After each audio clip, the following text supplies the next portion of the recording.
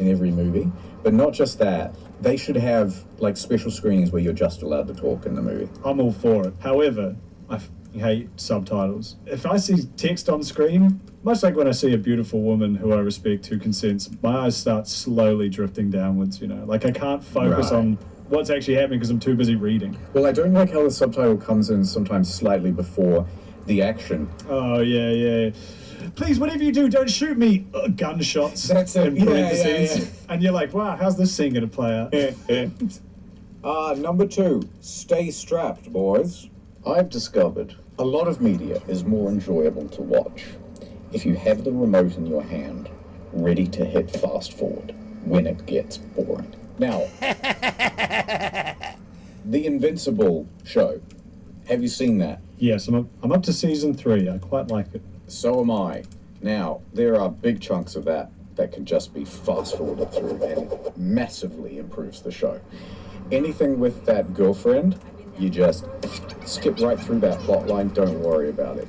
The sad mum in season 2, skip right through that plot line. Don't worry about it. Yeah. Don't worry about it. You could probably safely skip over some of those. Who am I? Who am I supposed to be? Says Mark from Invincible.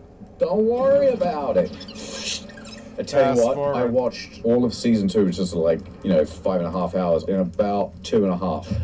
Way better. I'm impressed by your ability to carve out the chunks of meat you want to eat. Thank you. I tell you what, it's even more impressive because I'm one of those people who watches a movie with Historian, and I'm the one going, what's that guy's name again? Wait, who's that guy that they're talking about? And because I just don't retain names at all. Honestly, in a movie setting, Addressing everybody by their proper nouns all the time. yes. Hello, Harry Potter. Yes, Hermione Granger. Yeah. And it would just make things so much simpler, you know what I mean? Yeah, or they all have to wear name tags, but it's never brought up. Yes, that would be quite good too. All right, number 3, better names for shows. There's been on Netflix recently, I would say, a plague of poorly named movies and television shows. All right, what have you got? You? How am I supposed to tell someone that I want to... Hey, do you want to watch You? Me? What? No, there's a... Do you want to watch the show called You? Every time. Yeah. New movie came out. Scott Phoenix Fahrenheit or whatever his name is. He talks to an AI lady. It's called Her. Do you want to watch Her? Yeah. No. Can you just name something good? Yeah, like Us. It's us. It makes things less trademarkable, right? Like if you called it I can't remember what Us is about. That's the Jordan Peele one with the 2 families. Oh yeah, if they called it the Spooky 2 Families. You would trademark the Spooky 2 Families, right? You can go, oh yeah. But how are you going to trademark Us? You're not. Yeah. All right, and number 4, stop with the nameless stuff. I tell you what, I cannot stand this trope. It goes, who's coming? Them! They are coming. They are coming. They have come to our world for a reason. I have to face it.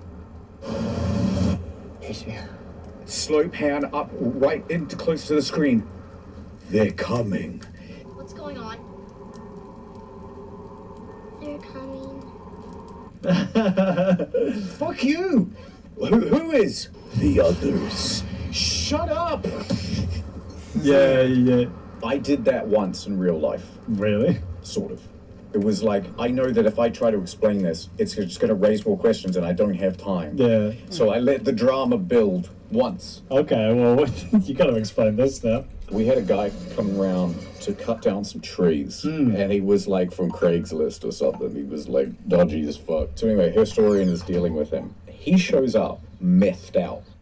He's twitching. He's talking really, really fast. He's really, really nervous. He doesn't know how to stop. And Historian doesn't know how to deal with it. And holy, that's actually quite scary. Yeah. So she texts me, help.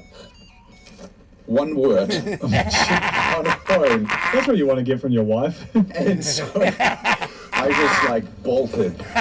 And I was like, Mr. E, Mr. Z, come this way. And I started running, and they're like, what's happening? And I just I think I didn't say anything at all. Mr. E, did I say anything? No, he just ran. Yeah, I just ran. I was like, this is just, you're just going to ask me more questions if I answer this. I can't explain there's a methed out man at the front of the thing who's got a chainsaw. I can't, so I should have turned around and said, they're coming. Ooh, them. Just gone for it. But anyway, we showed up. I just sort of spent the next 5 minutes walking around with him, pretending to talk about the trees, just sort of calming him down a little bit, and then said goodbye, and then we never saw him again. That's Sissy. It's horrifying. I'm so sorry. It was pretty fun, actually. And welcome to the dystopia, kid. The American dream has become a spittoon bucket, overflowing with the hawk tours of 1,000 broken promises. Queues of people line up to pay for subscription streaming services, only to find half the catalog is region locked. You know, everything is getting more expensive, and when there's nothing left, they'll take your data too. See that? Market's tracking your every move. Right on cue. You're running low on gay boner pills. See, they know everything about you. NordVPN.com/incognito is the best deal on YouTube for a VPN. I don't know, SA. What if I don't like NordVPN? Don't worry, they got a 30-day money-back guarantee, so there's no risk. You're in the big leagues now, Chum. Let's jack each other into the UK in the year 2025. That's where they're passing the Scan Your Face and Driver's License to Use the Internet Act. And Australia, they want your passport just so you can check your fucking emails. But isn't every organization pretty much leaking everyone's data all the time? Yeah, they are. That's why we're gonna connect through another country that doesn't make us scan our fucking face and driver's license and passport every time we want to Google something. Oh, jeez, that's very dystopian. Go to nordvpn.com/incognito to get a huge deal on a 2-year plan to escape that sort of fate. The trick is to get Nord for a family member as a gift. Because it allows up to 10 different devices on one account, you're actually getting it for yourself. But you look like one hell of a selfless Chum. I don't know, Cyber Nord man. What if I just get a free VPN? Why do you think they're free? They're logging everything you do and selling your data. You're the product. He's got the free VPN psychosis. You get what you pay for. I should have known you would double-cross. It's typical of this setting. Sorry, Holmes. The guys upstairs made me a better offer.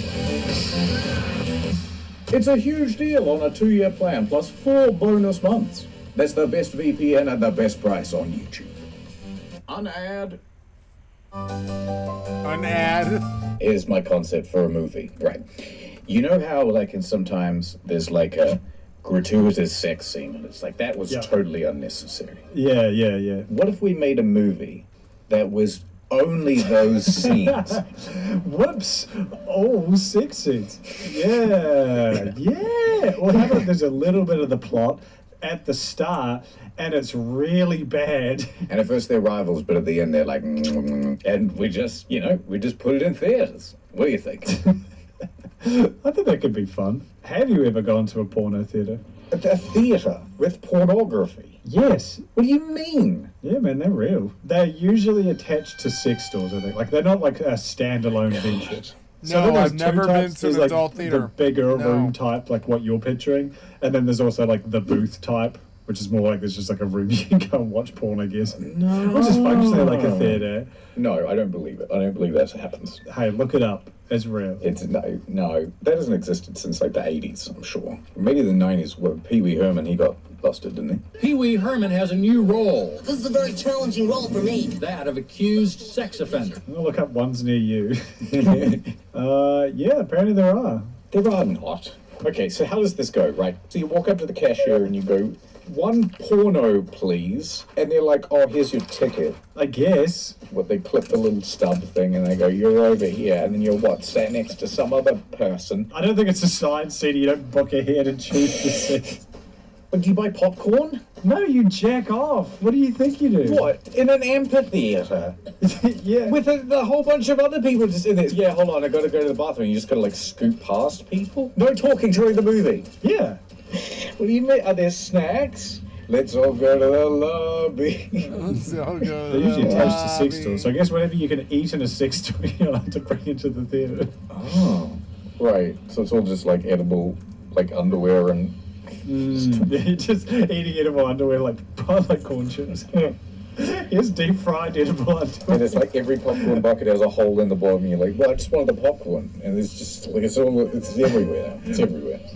It's pre-programmed, right? So would it be like, anyway, I guess we're doing Made in Manhattan, but instead it's just kissing scenes. This isn't a good one. You know what I mean? It's like, what do you do? And also, like, are you allowed to push a button that just like skips to the? Yeah, I'd like to know the logistics, because obviously, not to be crass, but there's obviously people coming and going all the time.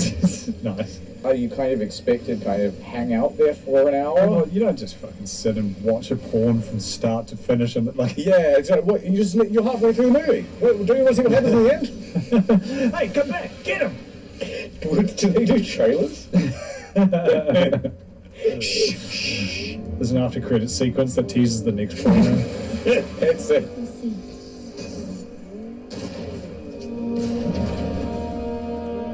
I can understand it working, but once you start breaking it down, it's like this couldn't possibly exist. Call this elitism, call it snobbery. I don't want to interact with the general public whatsoever when I'm trying to enjoy a movie. I'm getting to that point. I'd way rather watch it 480p on a YouTube video at home than sit in a movie theater with a whole bunch of other people. I feel like movie theaters have been getting worse to go to. Yes. People just don't know how to go to the movies anymore. Yes. So, Avatar 2, I went to watch in the theatre, abysmal time. Two guys in the row behind me talking the whole time, but like slightly too far away to say anything, and also I'm a huge pussy and probably wouldn't have said anything anyway. Yeah. And then halfway through the movie, like just 10 people show up. Turns out they were teenagers who I guess had seen another movie and then just like, oh, we'll just do the classic. Go this one too. Go into it, go see another one, which is fine. And then like 2 minutes later, an usher comes in and is like, you guys need to fuck off. And then of course they were like, well, we've been spotted. Let's be as annoying as possible on the way out. So they're all like stomping their feet up the stairs on purpose and like just being loud. Speaking of people being annoying in the cinema, did you see the videos from the Wicked movie? No. So, that new Wicked movie? The one that has Ariana Grande in it, that looks really fucking weird. Well, I think a lot of Ariana stans have taken their, treating it like a concert pretty much and, filming it and being like, oh my god, when this song came on, I cried.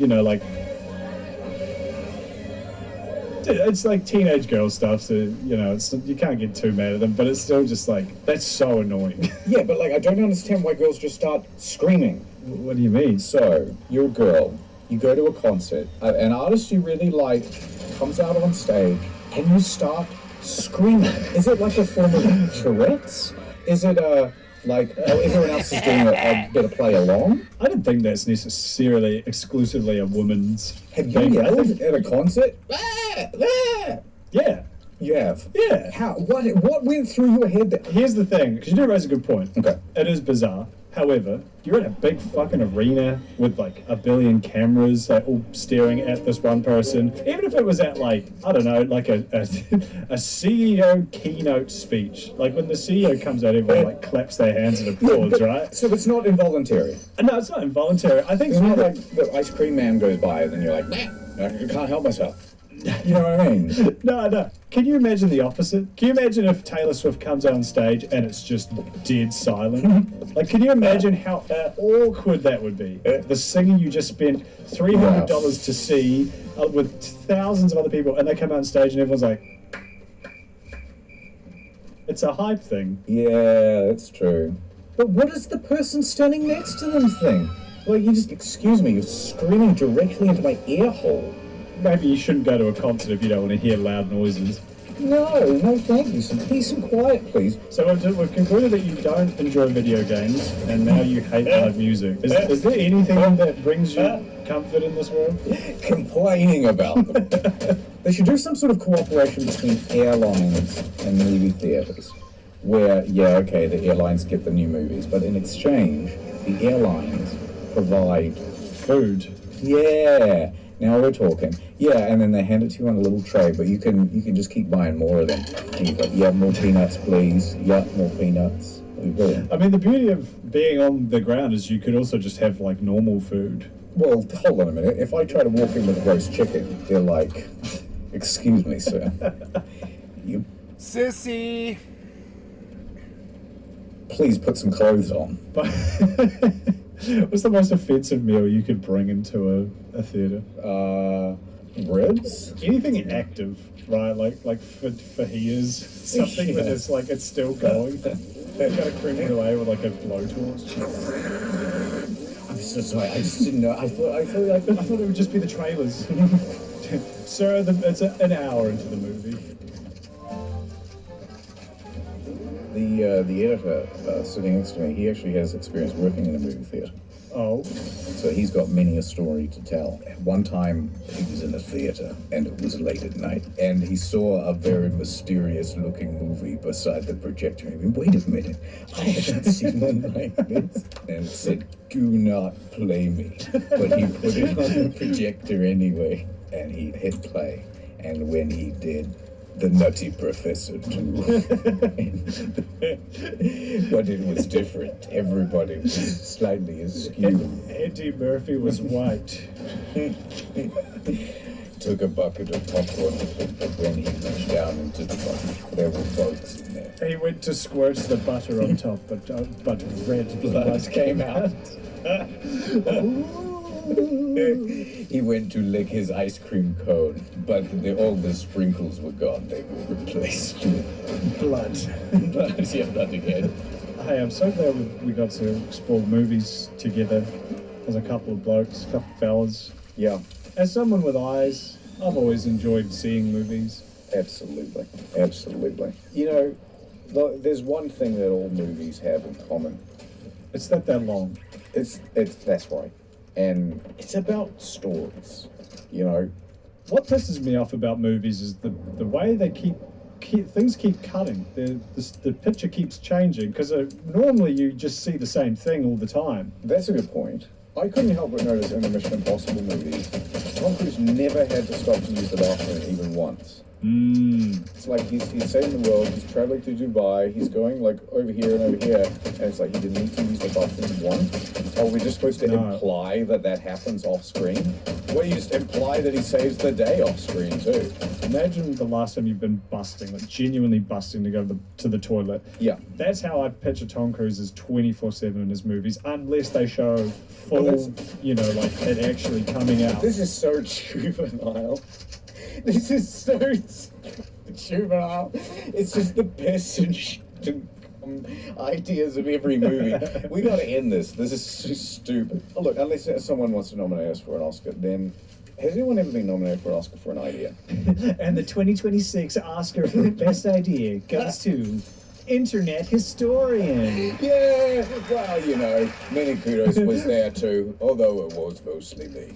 I'd like to thank the people who constructed this trophy, the people who bought the trophy from the supplier, the people who imported the trophy, and ultimately, the people who handed it to me. While I'm up here, in a movie, is the camera, is that meant to be someone looking? Am I meant to, is it like I'm in the room? Because there's some scenes where it seems weird that they don't acknowledge that there's another person in the room. So what's up with that? That's so funny. One more thing, and they're just asking like almost. Just ask a Hey, question. kitty. The music's Easily playing. answer. Hey, kitty, hold on. I'm gonna die.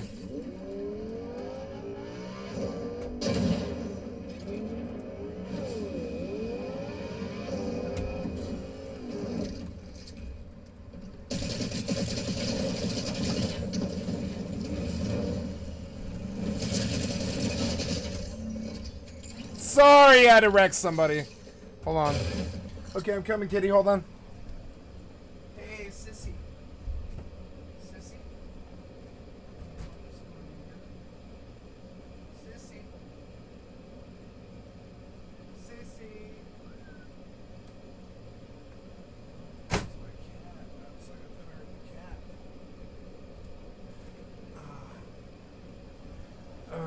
dirty, you know what I'm saying? I don't know where the cat is.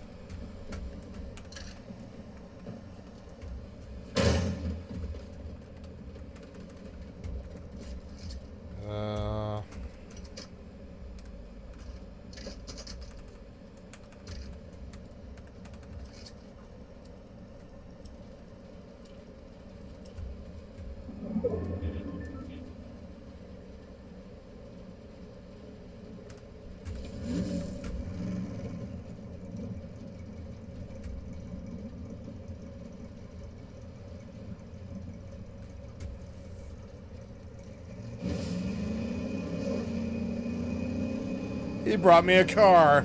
How nice of him.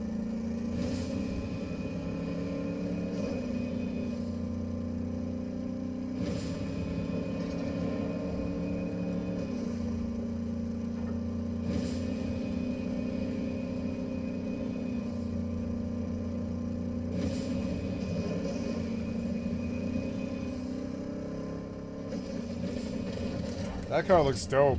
Yeah, let's take that thing, bitch. So, yeah, I see you in there.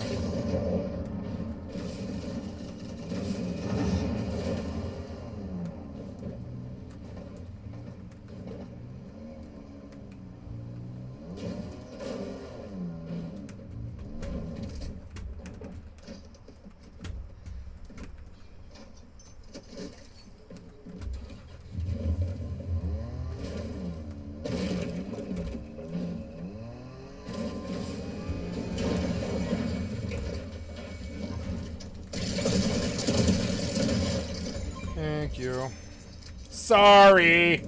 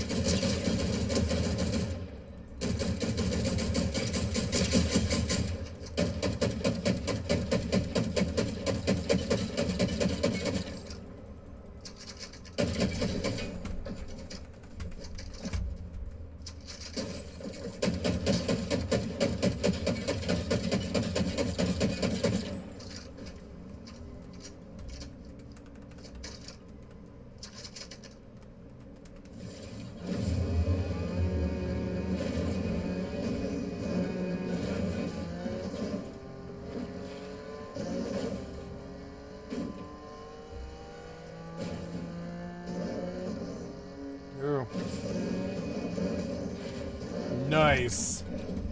Oh, he ditched. He fucking ditched that asshole. He's right here. He's right here.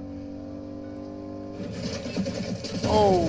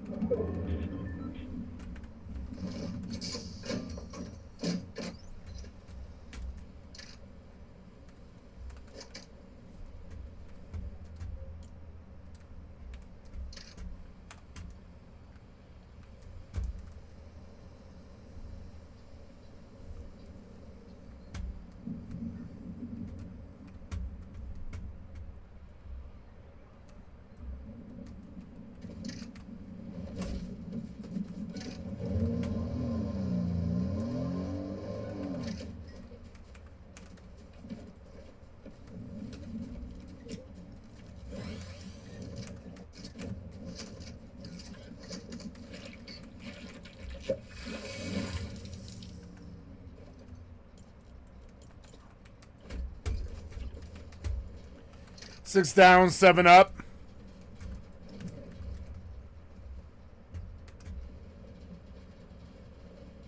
%1 fuel. I should stop clinging to it.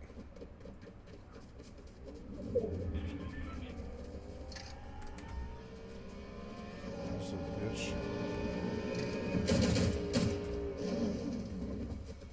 Thank you.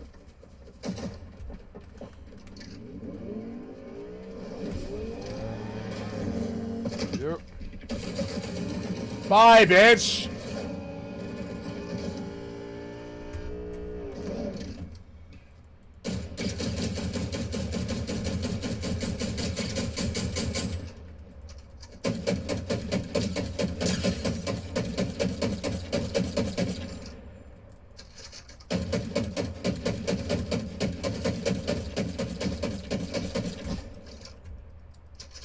What was that?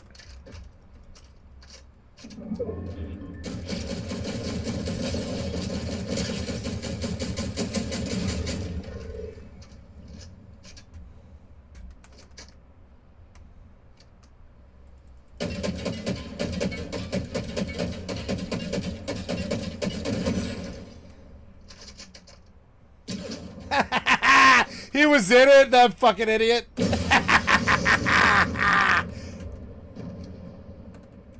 Fucking idiot. He was in the car. He was in the car. What a fucking idiot.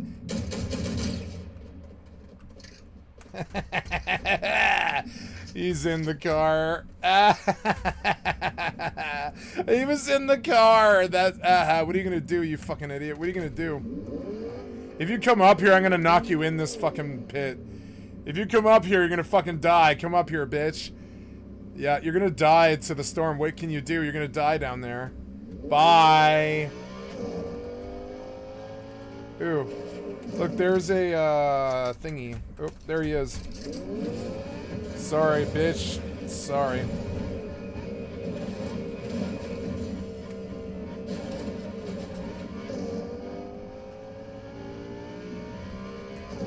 Yeah, you can deal with him if you want to. You're fresh. Go kill him. Yeah, have fun, bitch. Bye.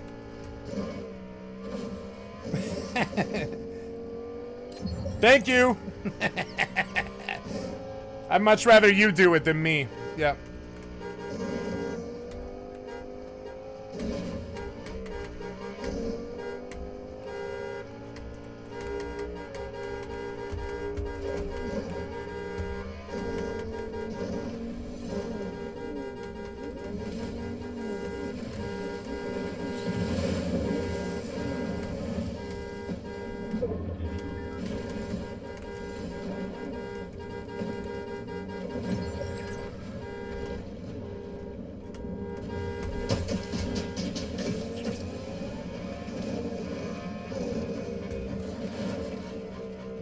I came up here surprisingly fast, didn't I, bitch?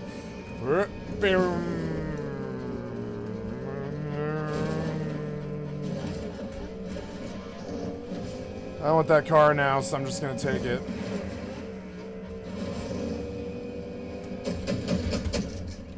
Thank you. Now we're gonna play our little trick here. Watch this. This bitch. Thank you. Get the fuck out, bitch. No, you don't have it.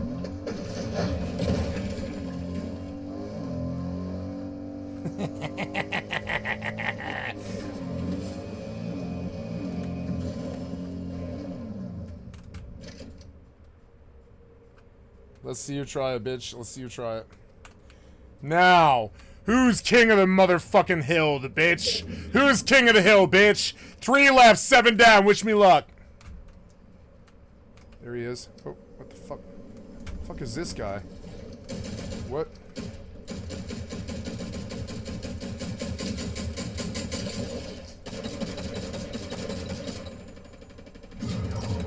An idiot.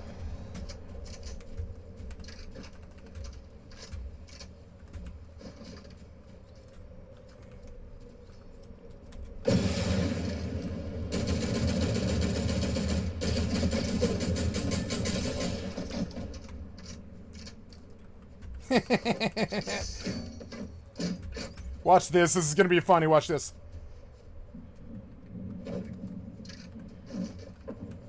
Oh! Oop. I want to reload.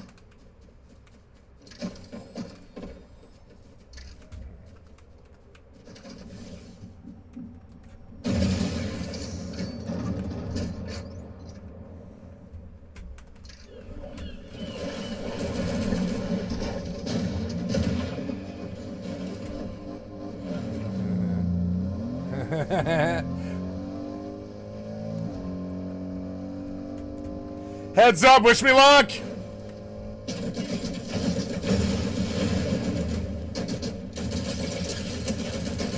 Oh yeah, baby, I got it! Woo! Okay, I'm sorry guys, I gotta go find my cat.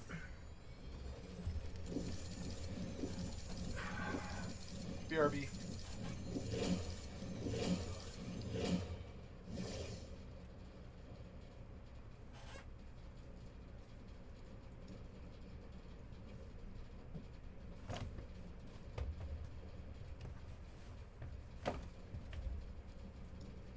Was that the first try? I think it was. First try, bitch.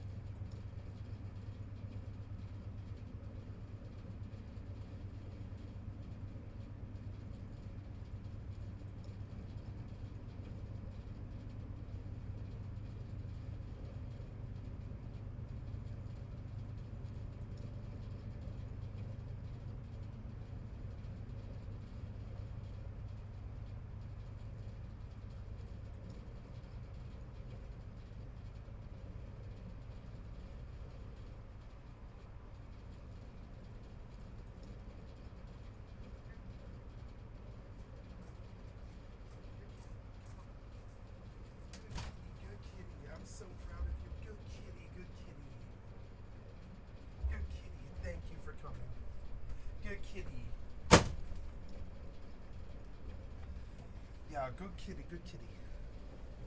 Yeah, you want me to get you some fresh food? I'll get you some fresh food, don't worry.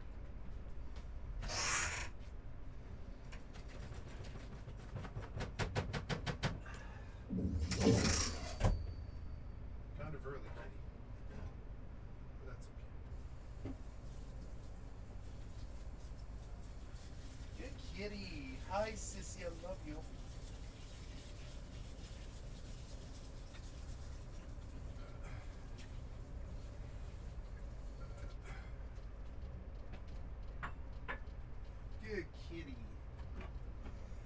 kitty, good kitty. Yeah, meow, yeah, okay, well, you know I got the solution. Yeah, I got it. Oh yeah, I got this one. This is your nighttime food. You can eat it all night.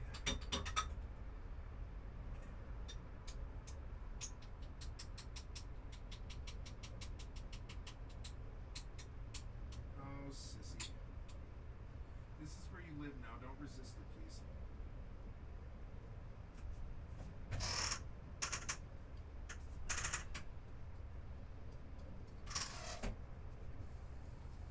Okay, ready? Hi. First of all, I love you. I love you, kitty. Okay? There you go.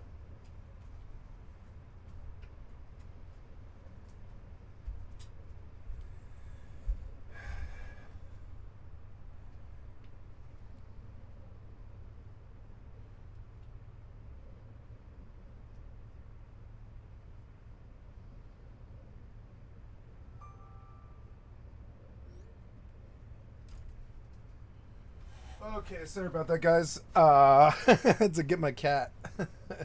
Sorry about that. Now I can, like, relax. I've been worried about it for, like, an hour. I'm like, my cat will have to come home. She'll have to, like, learn to come home. She'll have to, like, learn to do it. She'll learn to come home. Nope, I don't want that. Go away. This was cool. So now I take the crown to squad, and then I leave the game when I lose. We're going on squad with a crown win. Excuse me. South.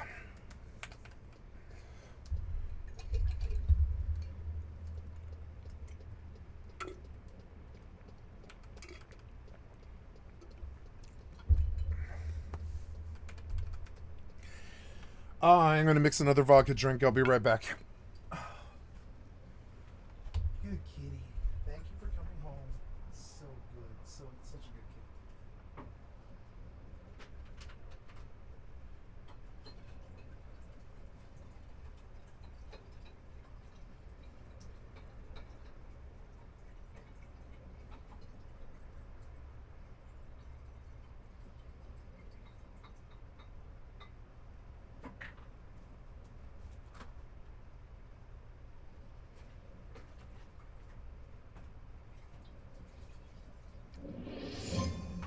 Right on.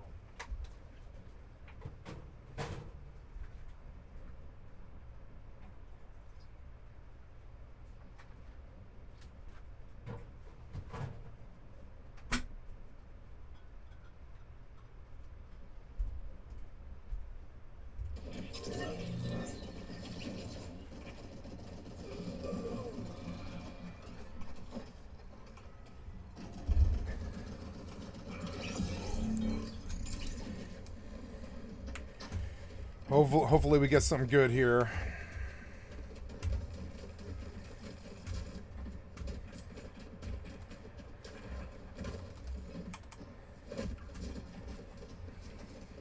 I came in with a win, bitch. I came in with a win.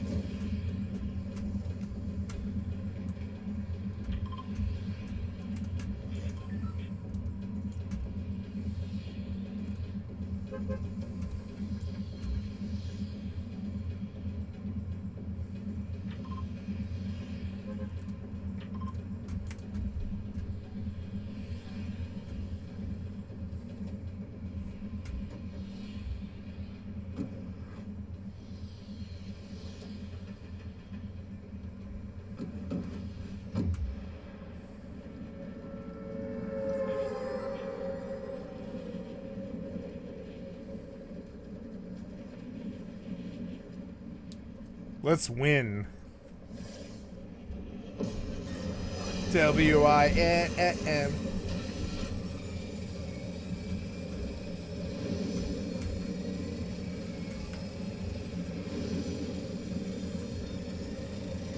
Hi, kitty. Hello. fuck are these guys doing? I don't know, but I'm leaving soon. Motherfucker, soon. Yep. Ava, Chrissy, I'm with you, but this sucks, though.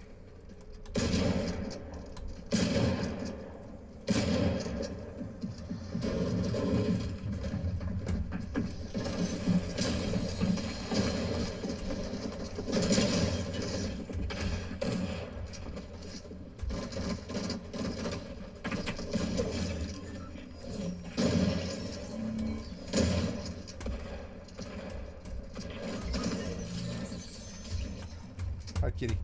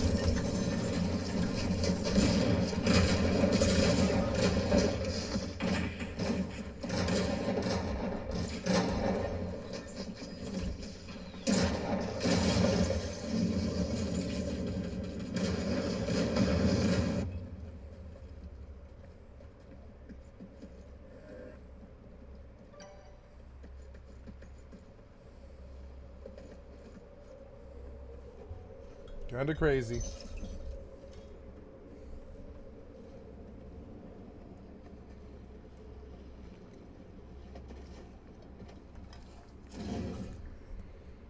You want to go recover? Don't recover. No, no.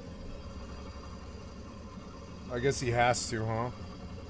No, they're gonna fucking waste him. They're standing on the fucking cars. What are you doing? Okay, you think you can do this? You should maybe crouch? Maybe crouch. No, you're just gonna push 4 people, huh?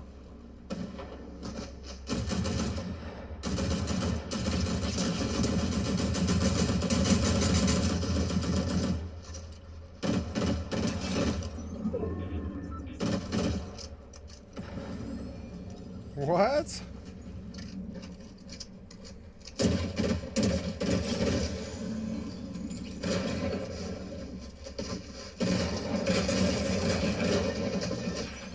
Hi. Thank you for coming in, kitty. This is your home now.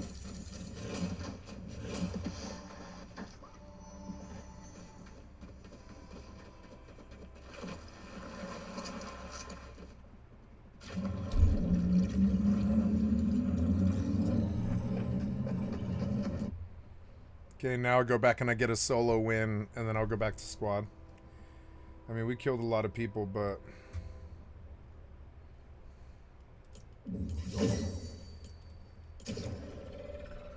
Oh, I'm in hardcore in... He's level 6. He's a good lizard. I could sit right by the zone and kill these Liz. It would be good for a while. My signet won't last forever, but that's okay. It's hard around these levels. Yeah, I don't think I want to hang out here. This place is sort of dangerous, and I don't want to fight Liz. They fucking petrify you. Oh, I love you, kitty. Thank you for coming home. I need you to come home every night. Every night, kitty. Every night. Ka is selling stuff. Wow, cookie. I'll take all 3,300 of it. MP recovered while healing, huh? I'll take wild cookies. Yeah, I'll take 3,300. Yeah.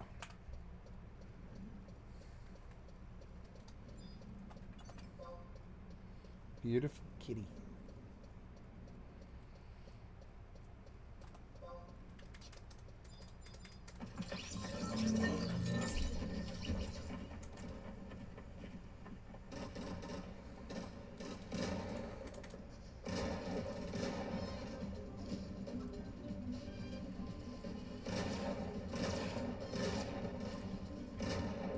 Welcome back to another episode of the Casual Criminals. Today, Hunting a Killer, the murder of Hannah Foster, written by Emma. Thank you so much, Emma. The format of this show, if you're brand new here, well, first of all, a very warm welcome. I read it, Emma writes it. Never read it before. We're going to explore this together. I've never heard of Hannah Foster, but I'm about to. Let's jump into it, shall we?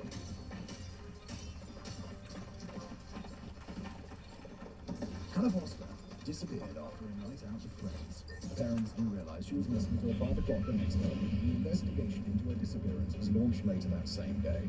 Her cell phone was still active and operating, but the police had no reason to suspect that they weren't going to find her alive. No, because most of the time someone goes missing and it's like, oh no, they're just at their mates and they just forgot to call home.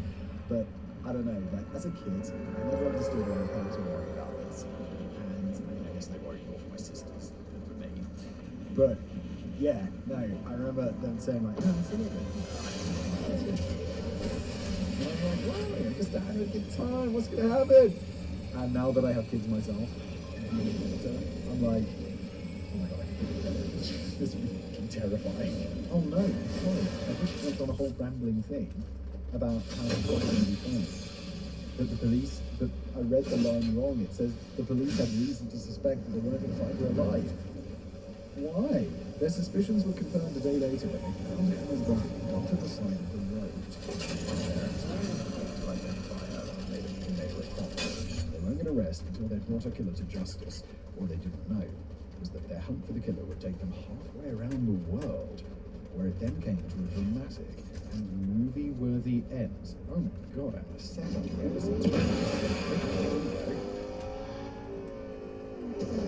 Her name was Hannah. Hannah Claire Foster was born on the 31st of August 1985 to Trevor and Hilary Foster. Just 2 years later, she was joined by her baby sister Sarah. They lived in Southampton,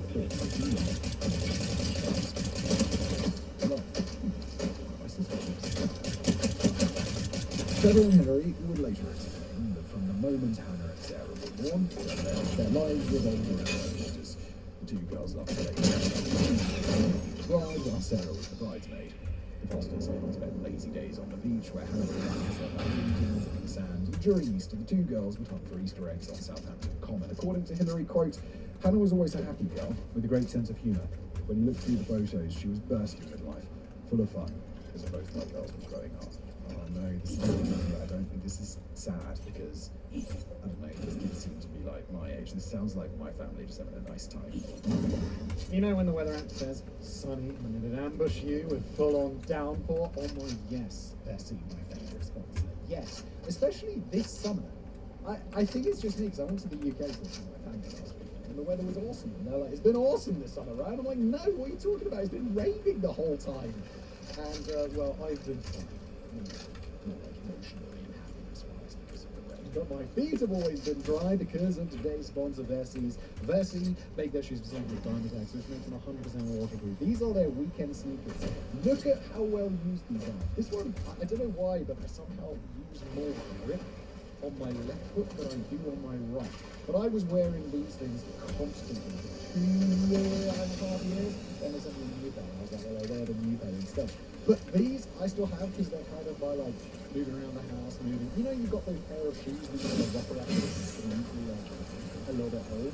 These are those shoes, and I wore them constantly for 2 years, and then I just got them but still holding together, still waterproof, still incredible. Thanks for that.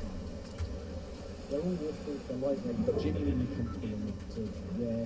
All the pair of slippers to me. So why is that going through slippers?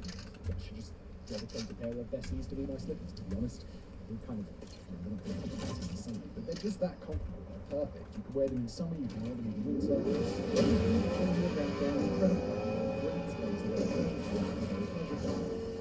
Just grab yourself some Bessies. Why not? If you go to vessi.com/TCC, you'll get 15% off the first pair. You'll get 1 30-day hassle-free returns. 1 warranty rating. I don't know, like no other shoes for 2 years. That's it.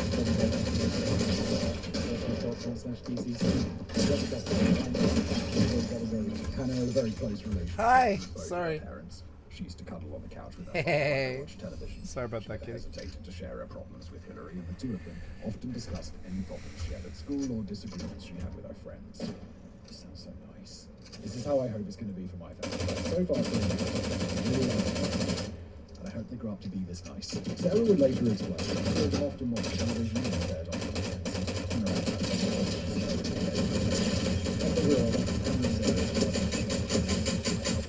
And Hannah would insist on helping her baby sister with her hair and makeup. As a teenager, Hannah attended Barton Everett College. Subjects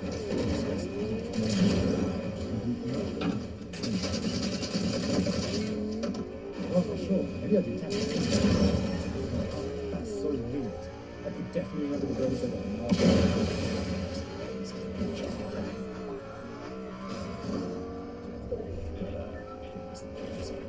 Do you remember?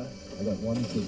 The French. I'm not a talented linguist. She then went on to do her A-levels in history, biology, chemistry, and geology. You could do geology A-levels? That's pretty awesome. She also participated in the Duke of Edinburgh's award program, where she obtained her bronze and silver awards. For those of us who don't live in the UK, it's the equivalent to the US Scouts, and it includes nature survival stuff as well as a bunch of volunteer work. From what I understand, most people do their bronze and silver levels, and those who go on to complete the gold levels have the opportunity to meet Prince Philip. What an exciting opportunity. I have to say, I did like 90% of my gold, and then I did the survival bit. I think you have to go like for a week, so I had nothing, just like food. And after that, I did all my community service and stuff. And then I think I just needed to go get some forms working, and the summer came around, and I left school, and I never did it. A couple of my friends who were the same thing as me actually bothered, and they did go and meet Prince Philip. Hannah's favourite author was Terry Pratchett. I don't like his Discworld stuff, it's too fantasy for me, but for all Only You Can Save Mankind is one of my favourite books from my childhood. She liked to listen to the Red Hot Chili Peppers. Oh god, apparently because she has no taste when it comes to music. Sorry, don't speak to the dead. Jesus Christ, Red Hot Chili Peppers. God save us. And according to the Daily Echo, she's already been offered the opportunity to be fair, I just didn't get on and I realised this sucked. And I became an adult. And according to the Daily Echo, she'd already been offered the opportunity to study medicine at Bristol University. And really would later explain that. Hannah was an easy child to love, easy to please, extraordinarily kind, and always polite and respectful. She was always popular, compassionate, and a loyal friend. This sounds like one of those things where this person isn't just being like pumped up because they've done that. This sounds like a genuinely nice person, and I would be very happy if my daughter was like this by the time she was an older teenager. I mean, she's 5. Sounds like a wonderful person, a truly wonderful person. And the quote continues, you know that expression I say about flourishing into a young woman? That was what my witness did. She was just the sort of girl who always felt proud of her. On the evening of Friday, 14th March 2003, the 17-year-old Hannah was getting ready to go out with one of her friends. She was dancing and listening to music while she was applying makeup and reportedly told her younger sister, the 14-year-old Sarah, the quote, I can't wait for you to grow up so we go out together. It'll be such fun. Trevor was visited some friends that night, and Hannah reassured her that she wasn't planning on staying out tonight. Then Hannah walked out the kitchen door. According to her, I just waited on her. Bye. See you later. I just wish I'd given her a big hug back.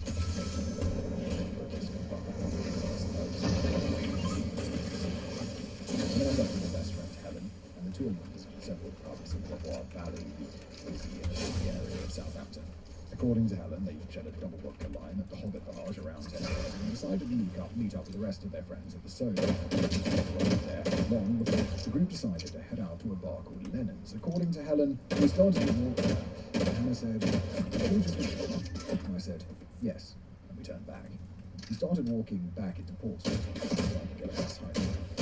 The two friends walked arm in arm towards the bus stop, where Hannah told them that she waited until the bus arrived. Helen looked up and returned to the bus, and Hannah then turned and walked down Highfield Lane towards Shaftesbury Avenue. Hannah waved at Helen, and the bus drove past her and then continued walking. The Fosters lived just 800 metres away from the bus stop. Instead, she made a call to 999 at exactly 11 p.m.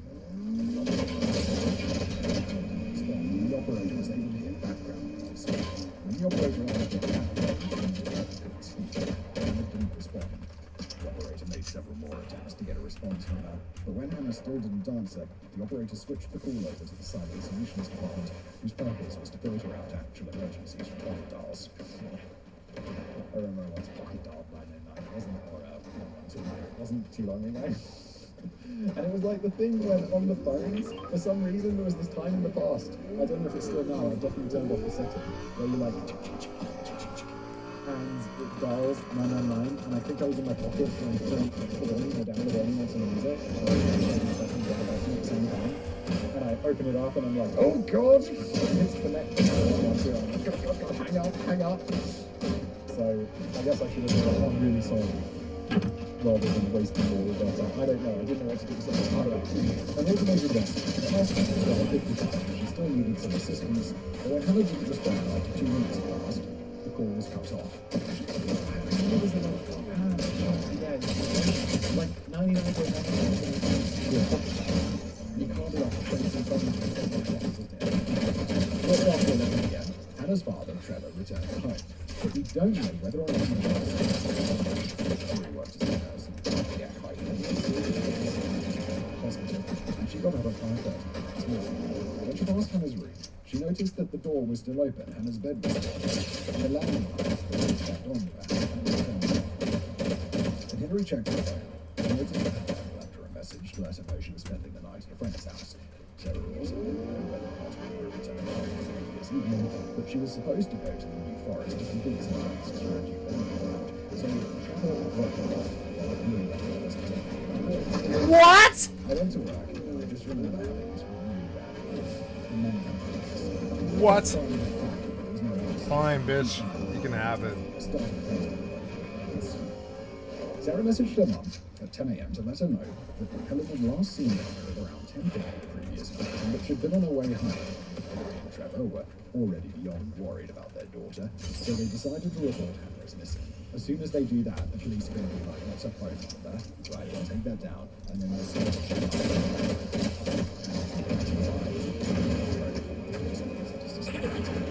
We didn't know that the house was swarming with police and sniffer dogs. They found her drugs, did she have a boyfriend, did she have a habit?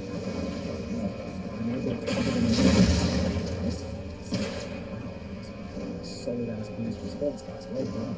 According to Hillary, at the time I thought they were not taking it seriously. Really? Isn't that all the police swarming into your house? This is this is really good police response compared to some things. When they initially came to the house, I wanted them to cover the questions because I was just thinking, if they don't come to our house, I was willing to let them get on. I knew something awful had happened. There were so many people coming and going in the house. The phone didn't stop ringing, and there were people everywhere, even in the attic. I just wanted to shout, tell them they were wasting their time. She wasn't here. Yeah, you just gotta go with emotions. The police have a thing they have to follow, and it's built for them.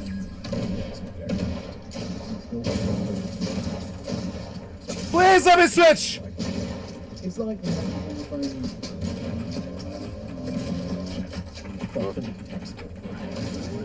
He turns it off and turns it on again. And you want to be just like, yes. And you're like, this isn't going to help. You don't say that. And you just go through the whole thing.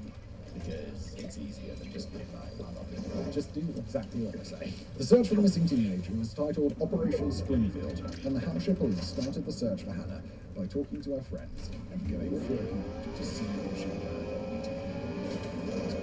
Since they didn't have access to her phone, Hillary and Trevor gave the police permission to obtain Hannah's cell records, and while they waited for those, the police started tracing her phone's movements. Because Hillary and Trevor were calling her phone in the morning, the police were able to confirm that Hannah's phone was still on the move. It was heading south on the M27 toward Portsmouth, where it finally came to a stop. If you're transporting a body, criminal, you've got to be insane to keep the phone on. And not just off, not just turning it off. You've got to take out the battery, take out the SIM card, and throw it away. What are you doing? It was also around this time that the police got hold of the recording of the 999 call that Hannah made the previous night. Oh wow, so the police swarmed her house and everything without even matching it up to the 999 call? The doubly impressed police, well done. This was a call that confirmed that Hannah hadn't just run away. Something bad had happened to her. The police were able to enhance the sound on the recorder and turn the volume up. This meant that they were able to listen to the conversation taking place on the other end. It wasn't very clear. 7 down, 8 up. Wish me luck. 58 seconds, but they were able to make out two distinct voices, Hannah's and the voice of an older male. During the call, the man asked her if she was from England. She confirmed that she was. She told him that her name was Sarah and that she was just 15. She also told him that they were already going to assault and that they went to hospital in an attempt to play on his sympathy and convince him to let her go. Oh,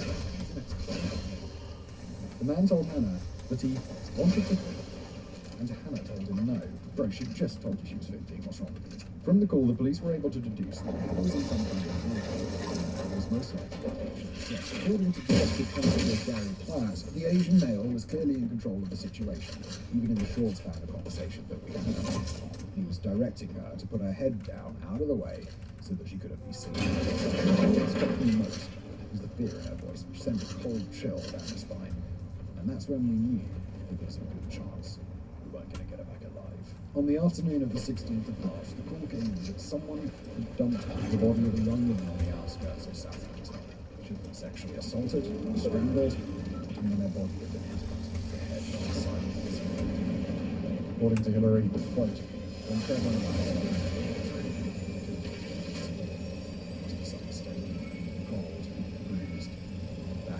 certainly looks like her.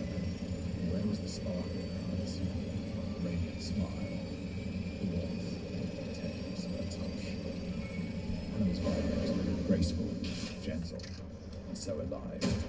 He was honest. His life was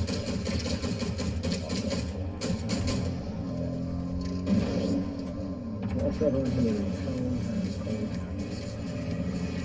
The one that goes rest.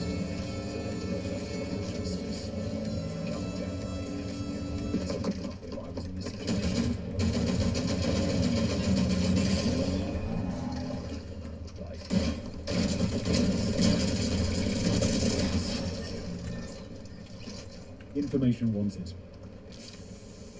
Because of Hannah's 999 call, the Hampshire police already had several leads to follow up by the time they were able to confirm that Hannah had been murdered. They knew that their suspect was of Asian descent, and that English wasn't his first language. They knew he'd been driving around after he'd abducted Hannah, and because they had access to Hannah's cell phone records, they were able to pinpoint his location to the hours following her death. The coat Hannah had been wearing was bloody, but the police found traces of two different people's DNA on it. Because he hadn't used any protection when he assaulted her, they now had a sample of the killer's DNA and all they needed was his name. A forensic team then scoured the area where Hannah's body had been found, and almost 100 police officers were going door to door in Portsmouth to see if anyone in the area had noticed any suspicious vehicles the day before. It was tracked down. Travelled on the same bus as Hannah's friend Devin to find out if they'd seen anything. And they also urged anyone who'd been out partying that night to let them know if they'd seen or heard anything. According to Detective Inspector Tony Adams, quote, it is highly possible that these people have very important information. They may have seen someone in this area, but may not be aware of how important that could be to this inquiry.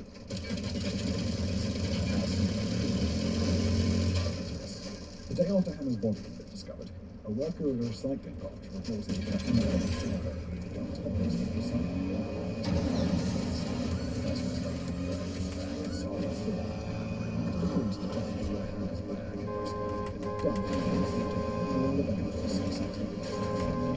Police's initial was that Hannah had been picked up by a taxi, even though the bus stop had been attacked. So the police held a press conference to update the public on the matter. Detective Inspector Tony Adams told the public that, quote, the incident was revealed the possible link between Hannah and Souths.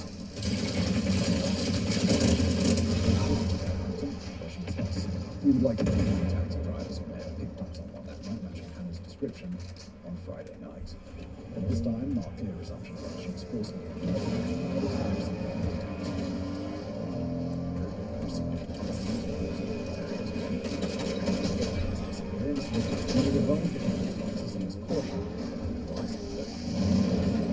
not to go out alone and exactly what the long roads.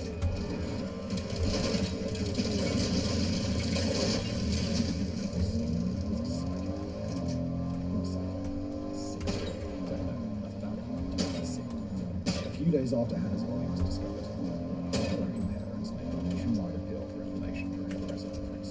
Trevor was the one who addressed the patient.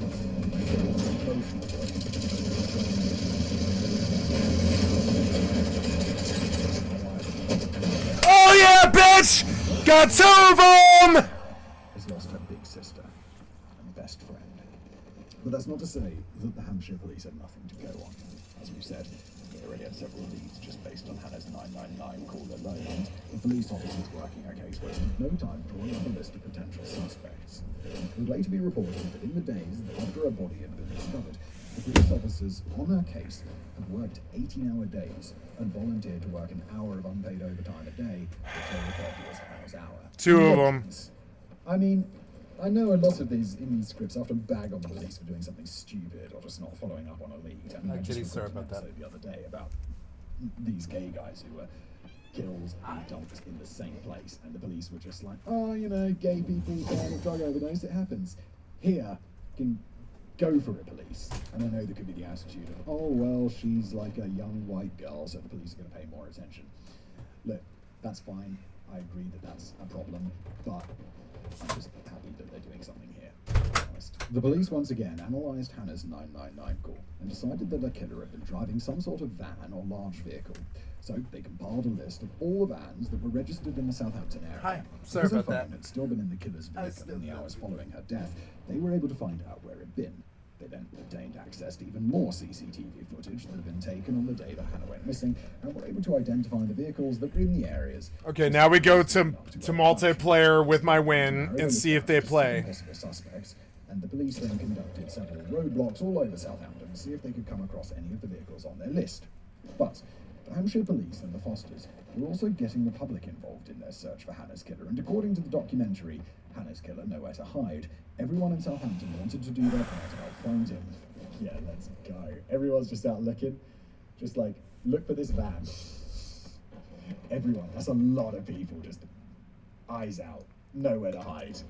The name of the documentary, there you go. According to Police Constable Kim Garley, her face was on every billboard. Hannah's photograph and the posters we'd printed were everywhere. Every shop window, every bus you went and got on, the library, they were absolutely everywhere. Everyone was talking about her. One of Hannah's friends came forward and told the police in January 2003 that an Asian man had followed Hannah while she was walking home from school. This happened several more times, and at one point the man approached Hannah, calling her by name and asked for her number. Hannah had never met the man before and had been pretty freaked out by the incident, understandably so the police issued an appeal to the public to find out if anyone knew who he was. That sounds very stalkery, but is that to the point where you can report it to the police? Probably not. You just think, oh God, weirdo. Get a life. To their surprise, the man actually came forward on his own and admitted that it approached Hannah and tried to get her number. She shot him down, but did let him go. It was later reported that it had been cleared of all suspicion. How old is this dude, and why is he following a 17-year-old home? He's weird, dude. Stop it. Unless he's another 17-year-old in another school.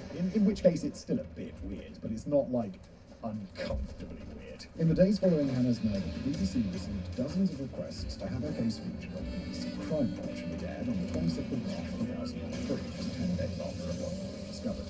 It included the reconstruction of the night Hannah had died, and the profile of her suspected killer, as well as a timeline of events that explained where her killer had been in the hours following her murder. A man named James Dennis would later tell a journalist named Eleanor Williams that his wife had recorded the episode of Crime Watch for him. When he sat down to watch it a day later, he slowly came to the realization that some of the details in the scenario the police had presented sounded familiar. He owned a company called Hazelwood Foods, and he employed several drivers who delivered ready-made meals to fuel stations in Southampton and Portsmouth. In that article, delivery driver to prime suspect, Eleanor Williams explains that, quote, police were looking for someone who would have been in Southampton at 5:30 a.m. GMT on Saturday and in Portsmouth an hour later. Mr. Dennis knew someone who would have made that detail. His employee, Melinda Pal Singh Colley's sandwich factory, Colley's sandwich factory around from Hazelwood Foods, would have taken him to Hedge End and then along the M27 past Portsmouth in the South Sea. What's more, Colley lived just a few minutes' drive from where Hannah had been abducted.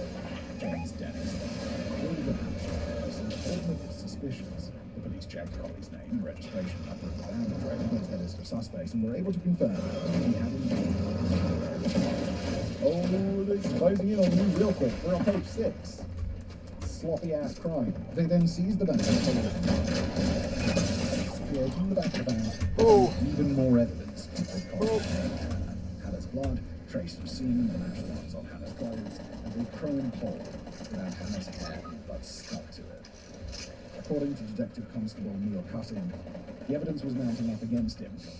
Dude, I would take this call right now and be like, this mother.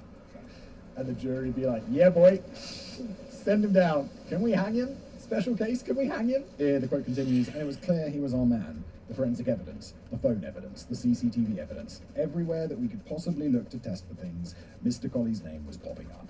And there does come a time when you say, this is beyond coincidence. I just realised something. Didn't we say that this case takes us around the world? Has this guy already fled the country?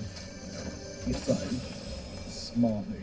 He might be a sloppy criminal, but that's about your best shot at this point. Now, we're more than halfway through page 6 of this script, and because there are still 8 pages left to go, it should come as no surprise that there is a lot more to this story. When the Hampshire police showed up at Manadir Pal Singh Colley's house, arrest warrant in hand, his house was empty. According to police constable Kim Garley, the Coley family's neighbours told them that Coley and his family just packed all of their things and moved out of the house not long after Hannah's body had been discovered. Doesn't seem guilty at all, does it? It's not weird.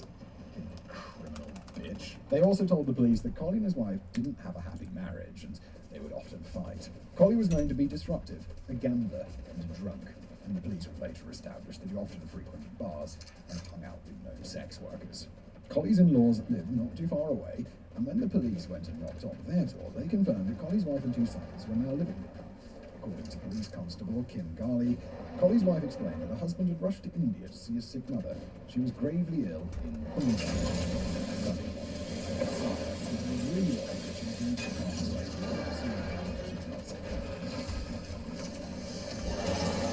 Mrs. Colley then told Constable Garley that she and Colley arranged their marriage via Instagram. The first time she met Colley was when he arrived in the UK to marry her. When the police told her that her husband murdered Hannah, Mrs. Colley insisted that they had the wrong guy. She reportedly told police constable Kim Garley that on the night that Hannah had died, Colley had come home from the pub with a scratch on his face. He was visibly upset and told his wife that somebody had broken into the van and left the body of a young woman in the back of it. Yeah, no, they left the body of a young woman in the back of there with my sperm. Weird. Fucking bitch-ass criminal. Oh. That is yesterday's coffee. That is not today's coffee. Colley didn't know what to do with the body, so he brought it back home, and the next morning he got up early and left to go to work. However, she insisted that she hadn't seen the body herself, and that she had absolutely nothing to do with it whatsoever. Mrs. Colley agreed to make an official statement to that fact, and she also allowed the police to take DNA samples from her sons to match up with the DNA found on Hannah's body, because according to police constable Kim Garley, as far as she was concerned, we had the wrong person, and we needed to point our investigation somewhere else. Surprise! The Hampshire police were able to confirm that the DNA found on Hannah's body matched the DNA samples taken from Colley's sons. They also confirmed that Colley had indeed travelled to India on the 18th of March. What's more, the Bonzabar is wearing a disguise, and in the CCTV footage from the airport, he can be seen wearing the traditional dastar or turban that Sikh men wear. And 2 weeks after Hannah had disappeared, the police held a press conference to let the public know that they'd identified Hannah's killer, but that had fled to India and is now on the run. What's the extradition policy between India and the UK? I imagine there is one, probably. And, countries are... So, I would guess there's evidence.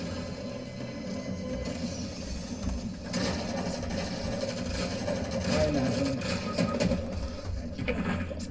barely sharpish, that's not going to have an extradition policy in the UK. That's a very light order. Quote, we are currently immigration services and prosecution service in order to progress this matter swiftly, locate the man, and return him to the UK. British police then contacted the Indian authorities and they were allowed to travel to India to arrange for Colley's arrest.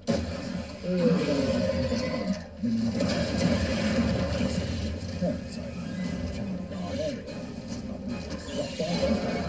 As in the coma. They didn't expect to the police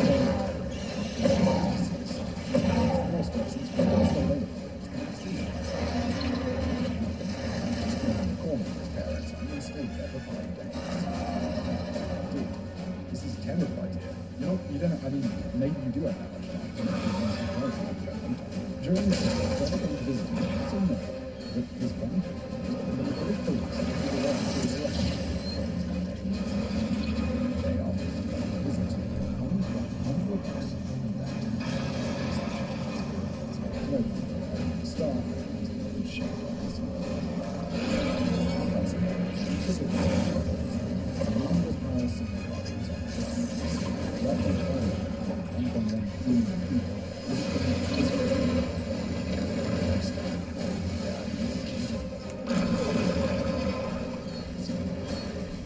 On the 11th of May 2000.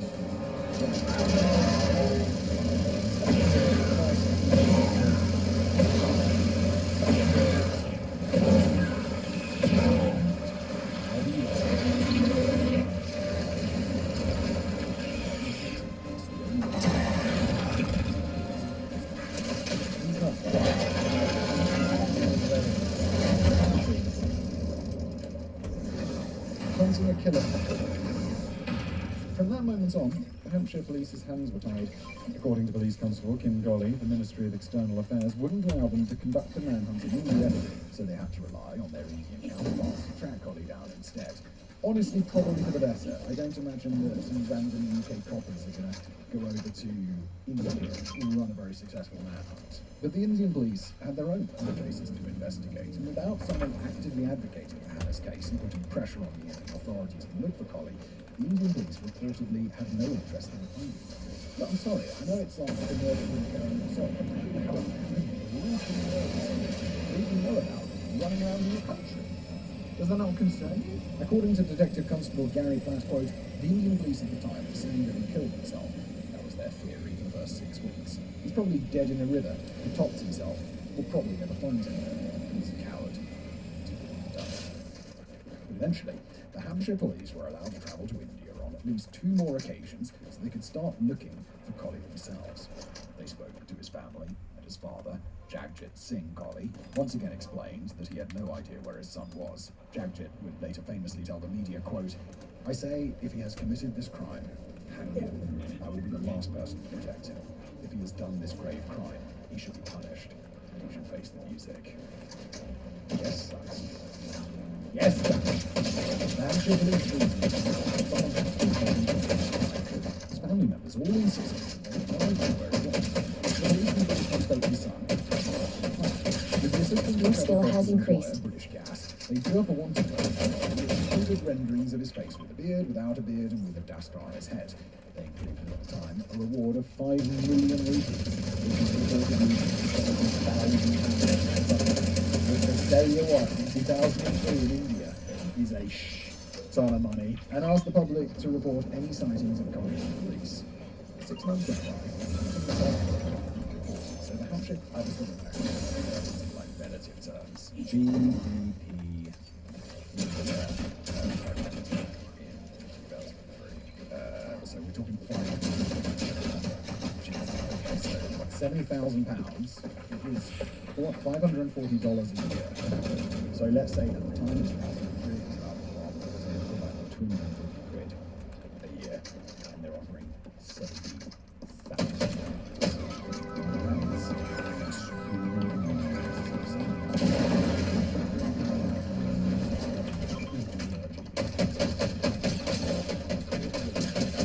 But 6 months went by without any sightings. So the Hampshire police decided that the last program was according to Hillary Clinton, people say it's going to be on the train in a haystack.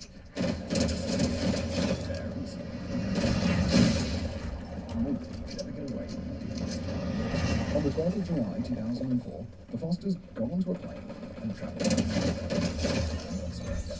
and going to attend numerous press conferences with the British and Indian authorities that arranged for them.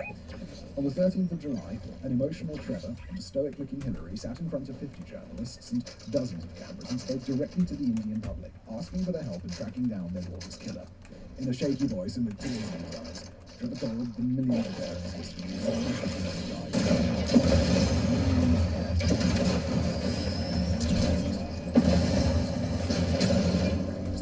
she didn't deserve to die so young.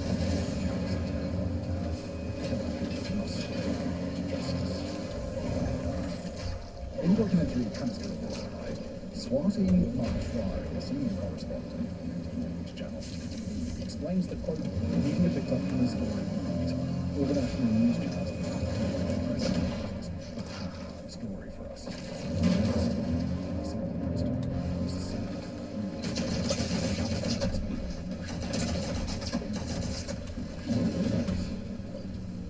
Within hours of their initial the news had spread throughout India, and Collie's face was shown on televisions, in bars, and restaurants, and shops, and even the most remote villages.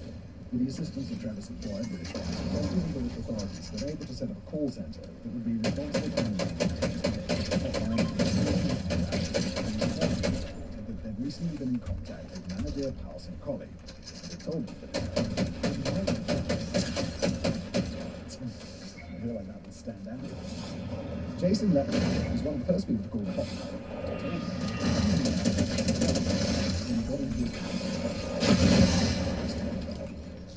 He was from the UK, but he had a family there and worked as a delivery driver, and that he was on holiday in India. The two became friends, and Collie regularly asked Jason to drive them around since he was the only taxi driver who could speak English.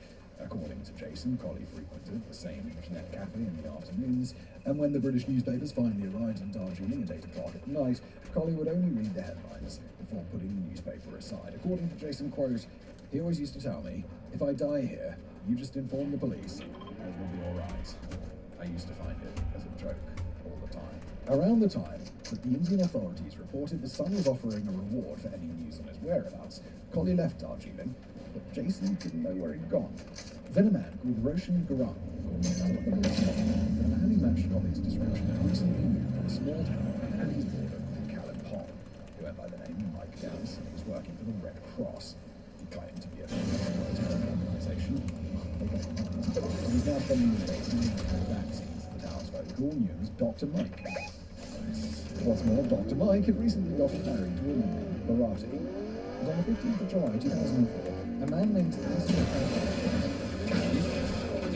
told the police that he attended Collie and Bharati's wedding just in time for anything. Constellation, which is now where is not Bharati. And traveling in appears that Collie and Bharati were on the run, and this time, the bus heading through the middle of the border crossing which didn't have an extradition treaty with the UK. There you go. Took your time, mate, didn't you? The West Bengal police rushed to Bharati's family home, and her parents told her that Collie had told Bharati that he was being found by the British police. She had believed him. Now the two of them were on their way to see a family member who lived just 20 minutes from the border. This led to another mad dash by the West Bengal police, but when they got there, they told Collie was back at the station.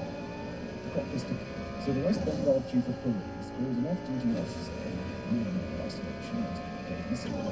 Look for a bald man wearing a red t-shirt and having a look. With minutes to spare, the police officer spotted Collie, the man's mind introduced him lately, said his name. Arrested him, took him to the Bharati police station. Excellent. Good call.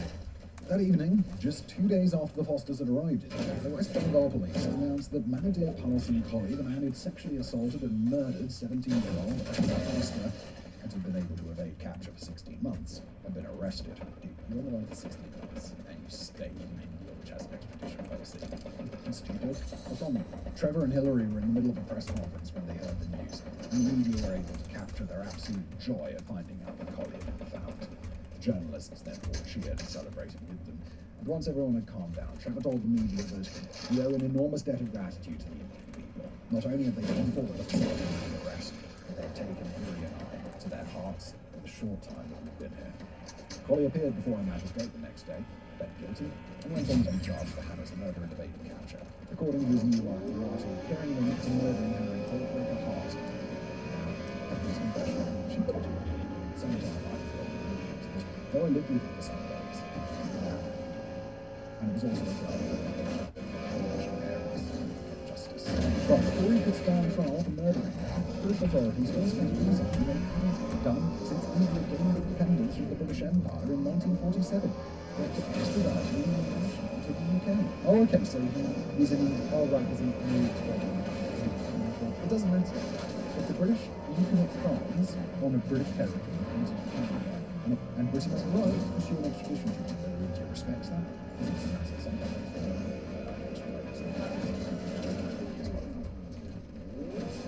waited for a verdict. Not long after his arrest, senior correspondent Swati Shawari was told to interview her, and she asked him,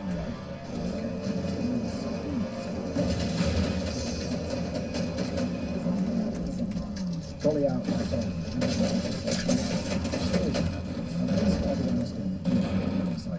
I'm already too tired, to run here and there and here.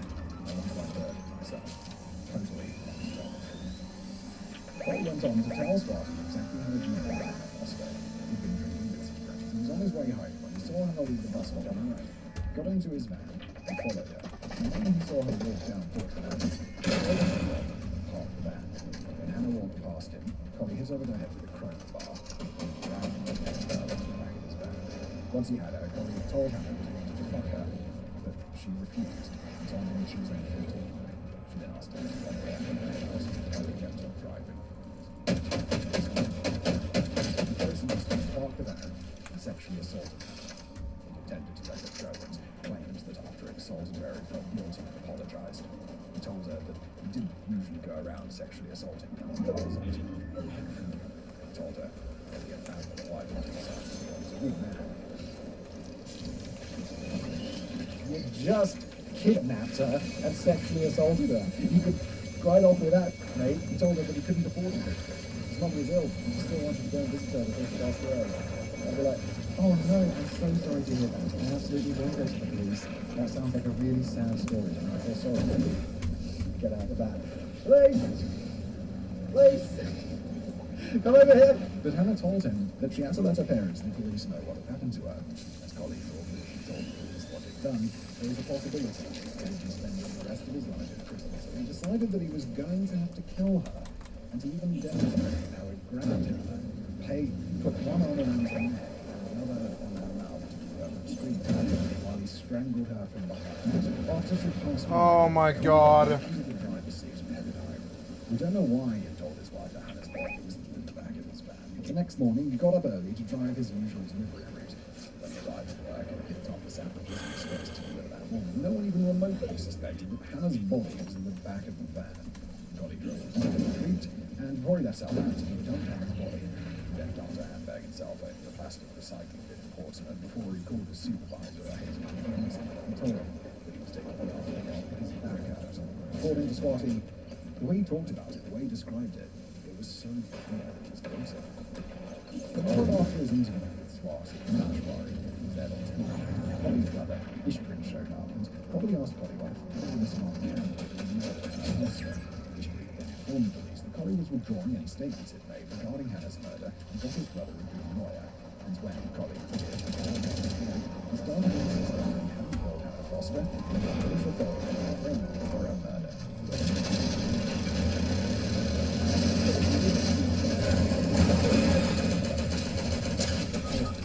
Told the media that, quote, he wants to say only one thing, that he's innocent. Fuck. Only for being an Asian. Bruh. Come on. Come on, man. The next 4 years, Third place. Okay. And in part, their efforts were made easier by the nightmare that is the court system. According to a 2005 article by the Observer Research Foundation, titled Justice Delayed is Justice Denied, Third place is not bad. criminal cases are Good reported fight. in India every year, and it can take between 5 and 25 years for a criminal case to make its way through the courts. The article goes on to 25 explain that in years, 2005, God. There were over 30 million cases that were still actively being heard, and there were only 12,117 judges to hear all of them.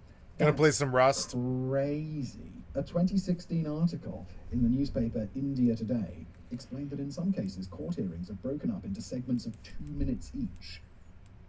That's it.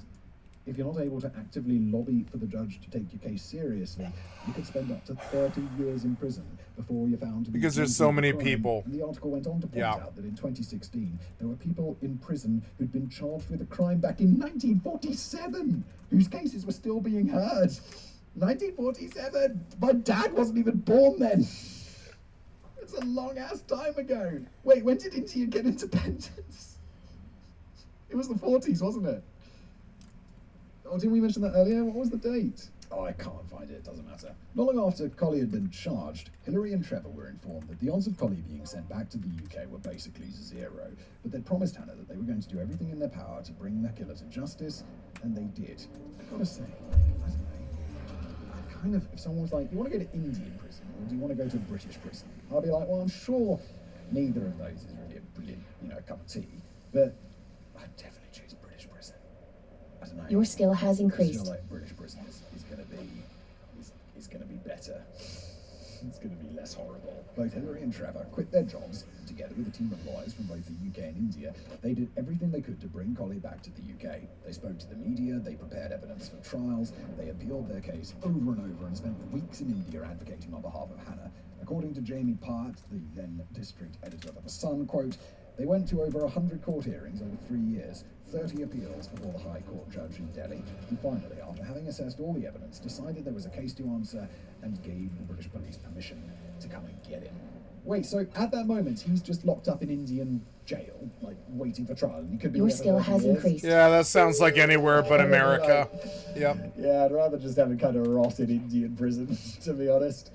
On the 28th of July 2007, Collie was back in the UK and formally charged with kidnapping, sexual assault and murder of Hannah Foster, as well as charges of manslaughter, false imprisonment and perverting course of justice. Collie, of course, continued to insist that he was innocent and that he was being framed. Fuck you, go to jail. His trial started on the 10th of December 2007. Queen's Counsel Nicholas Hagan outlined the prosecution's case and told the jury that around 10:50 p.m. on the 14th of March 2003, Collie had abducted 17-year-old Hannah off the street. People living nearby had heard her scream as she was dragged into the back of his van, but they thought that the screams had come from a party down the street and didn't notify the police. QC Hagan then went on to explain how Hannah had tried to call 999 in the hope that they'd send help. Quote, in that vehicle with her was a man. That man was speaking in a heavy accented voice. Hannah probably hoped that the operator would listen to the conversation taking place between the man and her, and that the operator would be able to work out that she was being held against her will. Yeah, but they couldn't hear, it was too quiet. But as we know, the call was cut off after 2 minutes because Hannah didn't respond to the automated prompts. Collie then took Hannah to a secluded area where he proceeded to sexually assault her. And when she told him that she was going to report him to the police, Collie strangled her to death, leaving bruises on her neck and pinpoint hemorrhages in her eyes. The evidence and witness testimony indicated that Hannah had fought back through all of this, but had managed to leave several scratches on Collie's face and body. Hillary and Trevor both testified, and they told the jury how they'd only discovered that Hannah was missing the next morning. While they were making frantic calls to find out what had happened to her, Collie had already dumped her body and was making calls of his own. Balwinder Chahal, an acquaintance of Collie, also took the stand and told the jury how Collie had showed up at his house and asked if he could borrow some money. Collie told him that his mother had been in an accident and that he needed to go to India to see her. Collie already owed Mr. Chahal an amount of £360, so he refused to give Collie more money, but he did ask Collie how he'd gotten the scratch near his left eye. Collie claimed that his in-laws had arranged up and beat him up, and when Mr. Chahal told him to report the attack to the police, Collie waved him off. Collie approached his father-in-law and asked him for a loan, and when his father-in-law agreed to lend him the money, Collie called Mr. Chahal back to let him know that he no longer needed his help. Well, he wasn't going to give you the help, mate. 2 days later, Collie was on a plane to India. We already know how the police were able to link Collie to Hannah's abduction and murder, but Collie kept on insisting that he was innocent. Through his lawyer, Collie told the court that on the night of the 14th of March 2003, he'd been out drinking with friends. He was on his way home when a group of 3 men attacked him, and they blindfolded him, drove him to a second location, and then forced him to have sex with a young woman. That's it, that's the events. That's it. Yeah, well done, lawyer. Brilliant work there. You desperate or what? He then went on to explain that the 3 men had been hired by a colleague of his. Collie owed his supervisor £16,000, so of course it made total sense that his supervisor would then lynch them and framed for the murder. Yes. Why? He doesn't care. He just wants the money. After all, convicted criminals are well known for being able to pay off their debts quicker. You can say bullshit. The jury also saw right through this version of events, and after deliberating for 5 hours, they came back and declared that Collie was guilty of murdering Hannah Foster. Mr. Justice Keith then sentenced Collie to a life term and told him that, quote, it took a long time for you to be brought to justice, but the law caught up with you in the end. The jury saw through your lies, and you stand there exposed as a heartless and contemptible man who abducted and sexually assaulted an attractive 17-year-old girl, and then callously and quite premeditatedly took her life so that she could point the outright finger of guilt at you. Yep. Hannah, in memoriam. The day after Collie was arrested, Hilary Foster's victim impact statement was read out in court. In it, she described what it had been like to raise Hannah, and that their lives revolved around their two daughters.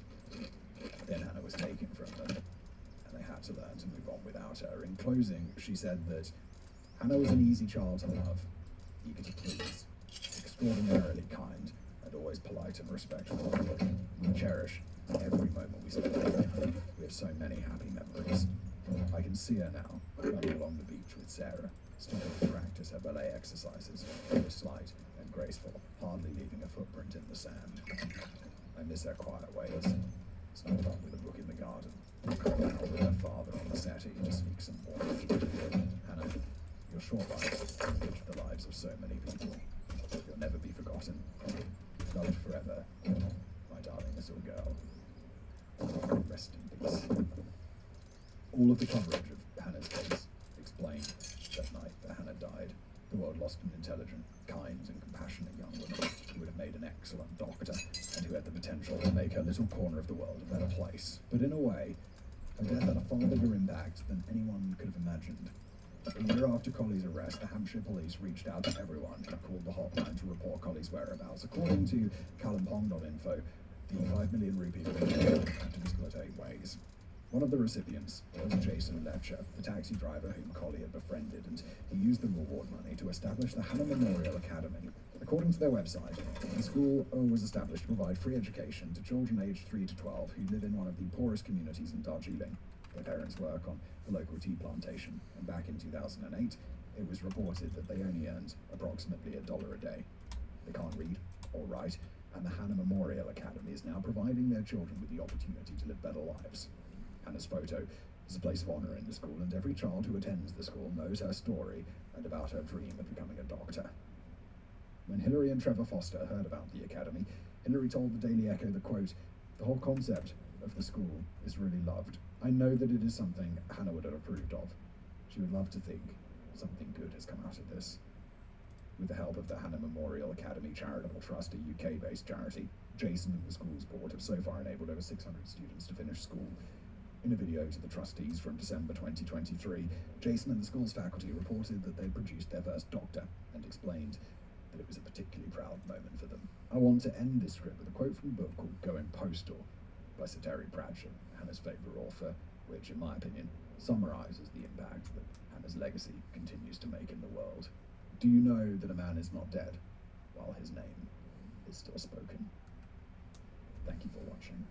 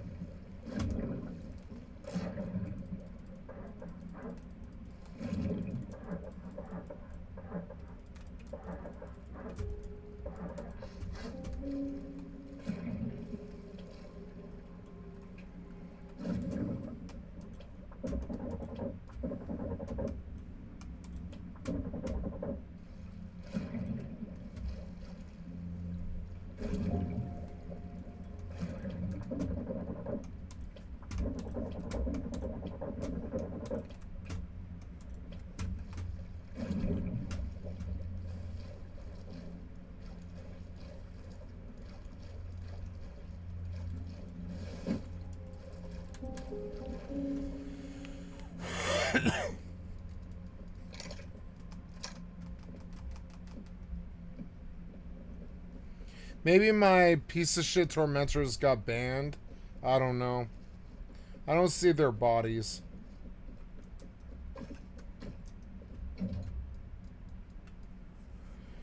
I'm just gonna move on, you know?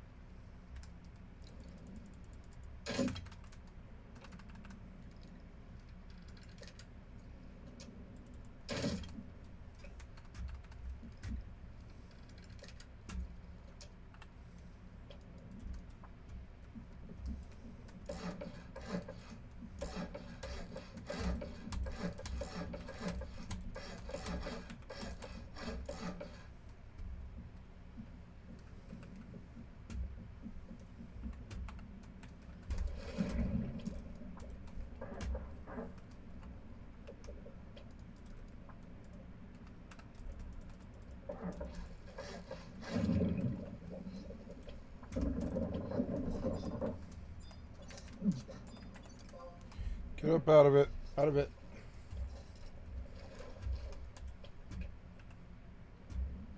I'm out of wood. I've got to chop more trees. Look at what I can do without harassment, worthless pieces of cocksucking shit. Go suck some right-winger's dick. That's how I feel about you. I have no sympathy for your fucking worthless lives. Change is never too late to take a fucked up life to a beautiful state.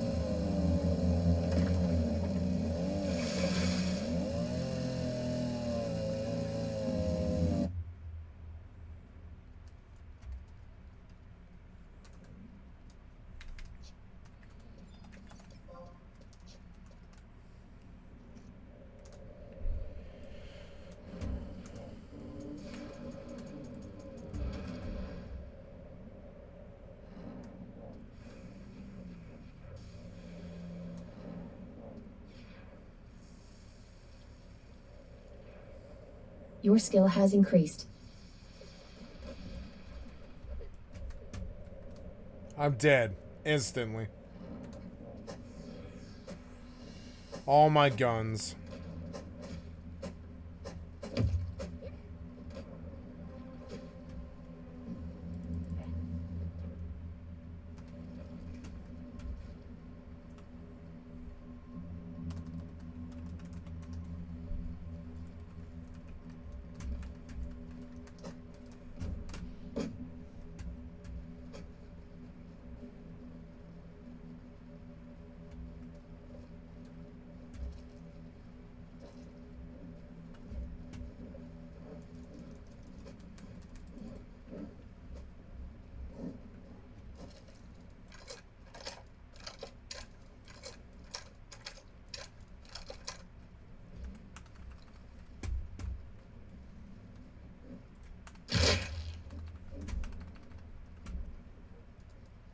My arrows aren't there.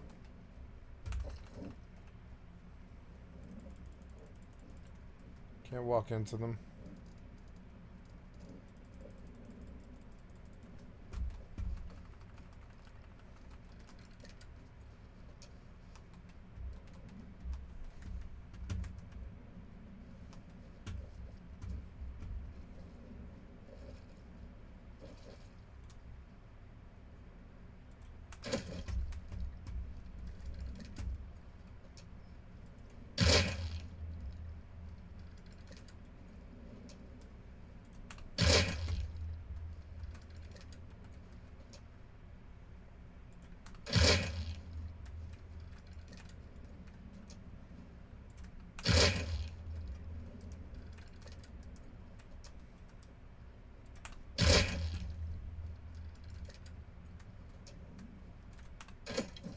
Yes! That's good.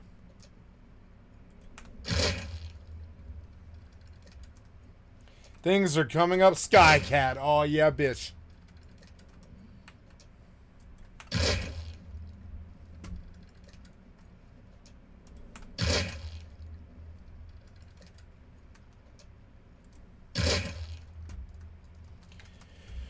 I don't have a tool to farm with, but I can still do what I need to do right now, and that's mainly what I have an interest in. No, I have an interest in chopping this fucking corpse, so let's get like a machete. Yeah, give me a machete.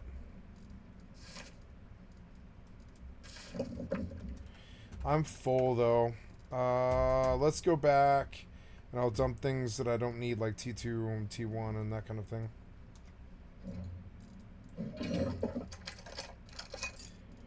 I need that metal. I don't have enough metal to do the floor. I really don't. So it'll have to be wood, and I need my chainsaw, which I guess I dropped on my body. I don't have a compass. Ooh, what's that? Zombies.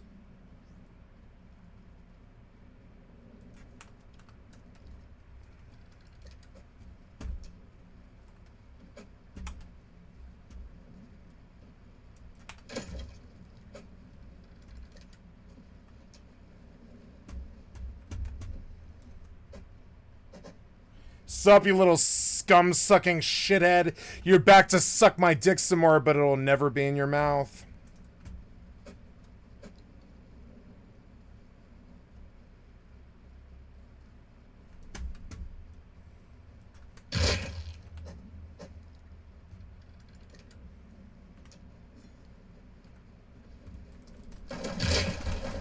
Bitch, and I killed you, you fucking scrub! Wasted too, bitch. Wasted.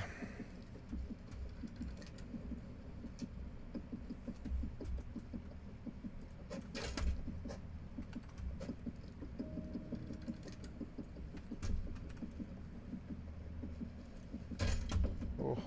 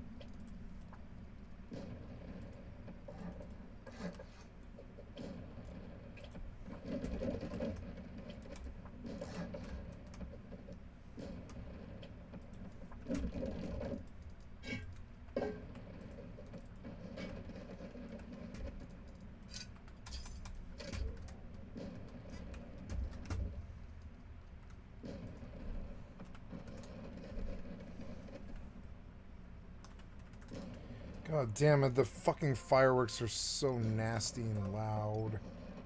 Just turn them off completely. They're so fucking shitty. Like the developer.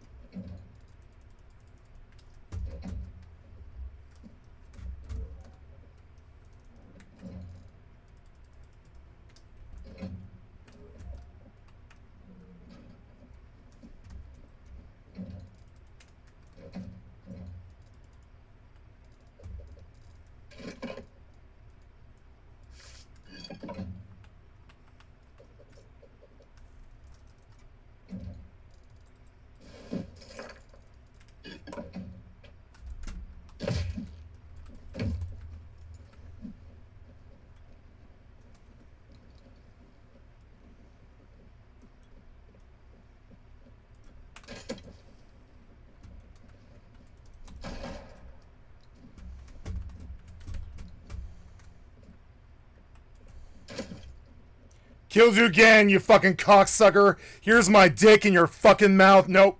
Sorry.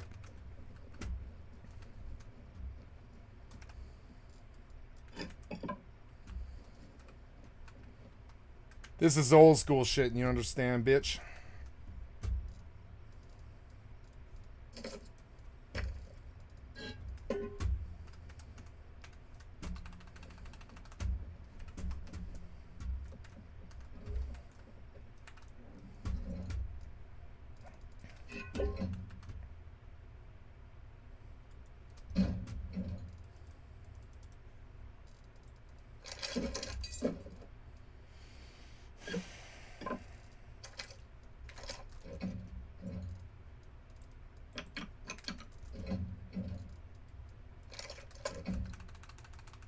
You suck so much dick you die on the stream snipe. I don't know why.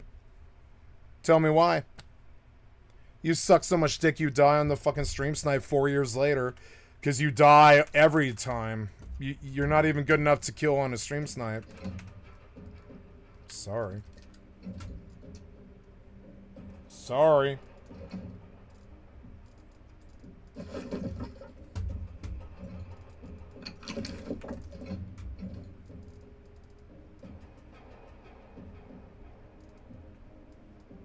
What happened to my fucking chainsaw? Where did that go? Is it on the ground? It must be. Where's the chainsaw? I've killed this fucking idiot so many times.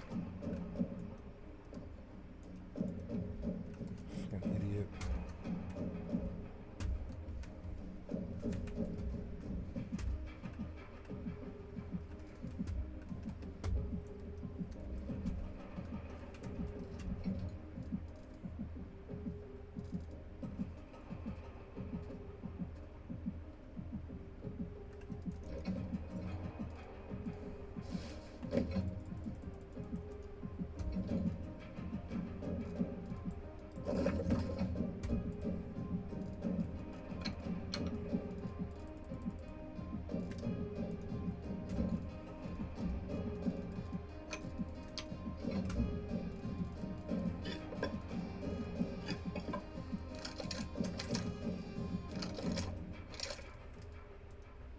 I can't believe you're getting 1v2 by somebody that you're stream sniping because you're that fucking bad 4 years later.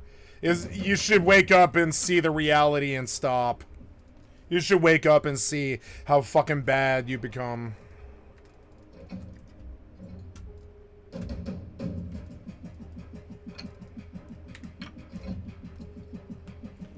Gonna load up the flame arrows for this one.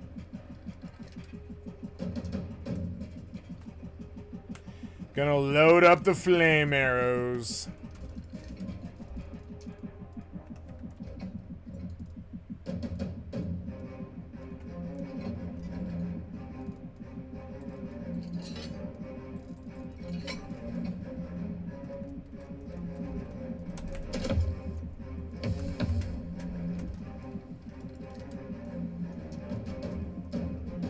Killed you again, you fucking loser! You fucking cocksucker. 3 in a row, bitch!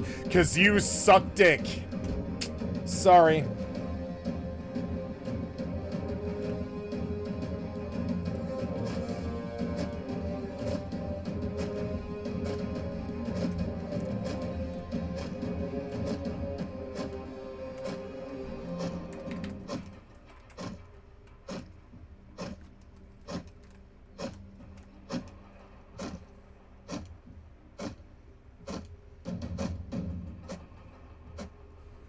Man, I've had a lot of vodka and beer. You suck so much dick. You can't even fucking kill a drunk streamer. You're fucking so dumb and so bad. This should be a wake-up call for you, you know?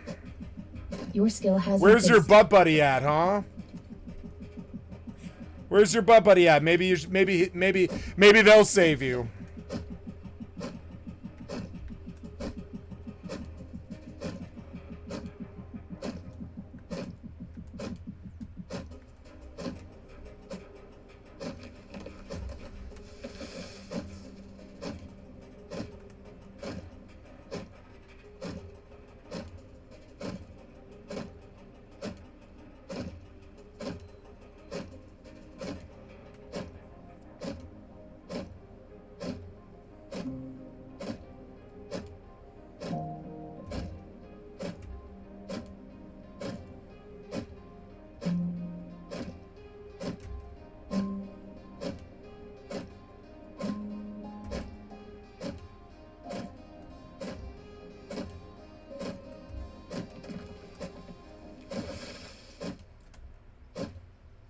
Oh boy, you suck doggy dick.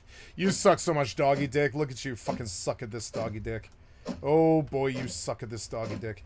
Ooh, you suck doggy dick at this fucking shit. You suck so bad at this. Watch me laugh in your fucking face, shut you out 3 times, and leave. Watch me do it. Here's the last 5 seconds of it. You think I'm kidding? No. 5, 4, 3, 2, 1, 0. There it is. Sorry, bitch.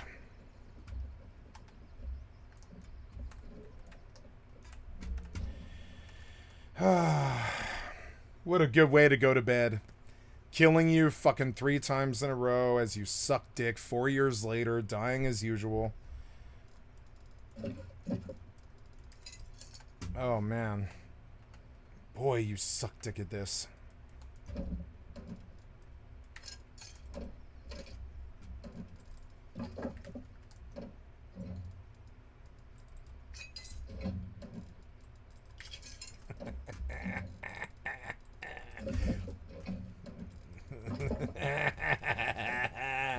And you can't get anywhere without the stream snipe. I know you can't. 2 hours? What do you mean 2 hours? 120? What do you mean 120? Where did the whole 7 some odd go? Where did that whole stack of metal go? I'm so dumb. I don't care about this space. I just don't want them having it. That's the main thing. Yeah, I hear you out there. Yeah, I hear you out there sucking 50 billion bags of dicks. You're really loud about it, yeah. For 4 years, you've been sucking dick really loud. You hear it? Yeah. Nothing but you.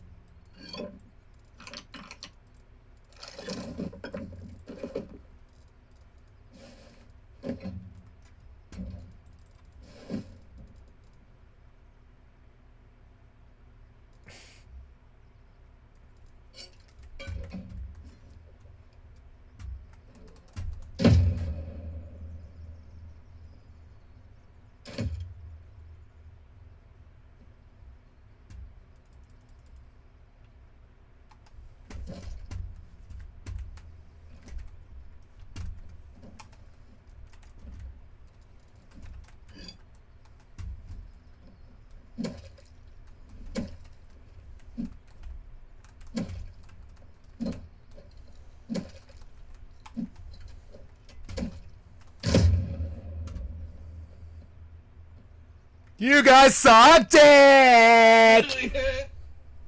Literally so freaking easy. No, it wasn't easy. I killed you a bunch of fucking times, you fucking shitheads. Congratulations on the 1x1, you fucking cocksuckers. Yeah.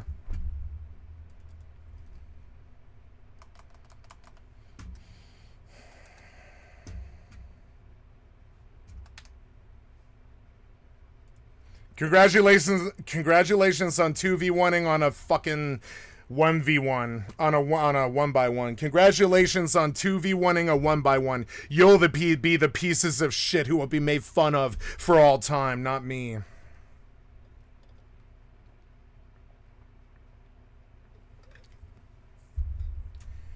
All right, guys, going to bed. Y'all have a nice night, you know? I got some pieces of shit who crawl up my fucking ass all day who are pieces of shit skibbity toilet cocksuckers. Don't know what to say. I got them to fucking lose another 2 hours. Do you see it? I got them to waste another 2 hours. And all I did was log in. I didn't take anything. I didn't go farm or anything like that. I just went in there. I shut them out again. You know what I'm saying? I shut them out again, killed them a bunch of times, embarrassed them on stream. And I'm going to publish it tonight. I'm going to publish it right now.